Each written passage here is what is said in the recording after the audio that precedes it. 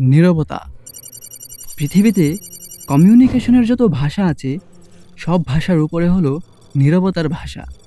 নীরবতা ক্ষেত্রবিশেষে আলাদা আলাদা ভূমিকা পালন করে, কখনো দারুণ প্রতিবাদ, কখনো সম্মতি, কখনো উপেক্ষা ইত্যাদি নানা অর্থকে প্রকাশ করে নীরবতা। কাজেই শাব্দিক, শিল্প, চিত্র, সঙ্গীত কিংবা মিশ্র শিল্পের মাধ্যমগুলো এই নীরবতাকে শিল্পের মর্যাদা দিয়েছে।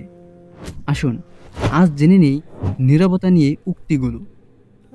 নীরবতা একটা উপহার, এর সারমর্মকেও মূল্য দিতে শিখুন। না বুঝে কথা বলার চেয়ে বিষয় বুঝে শান্তভাবে কথা বলা ভালো। কখনো কখনো নীরবতাকে কথা বলতে দেওয়া ভালো।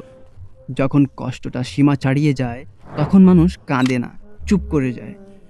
নীরবতা মুখ থেকে নয়, মন থেকে প্রয়োজন।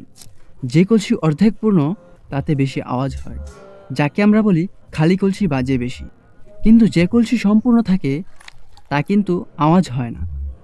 চুপ থাকতে শিখুন, দেখবেন যে আপনার সাথে একদিন খারাপ ব্যবহার করেছে সেও একদিন আপনার পায়ে এসে পড়বে।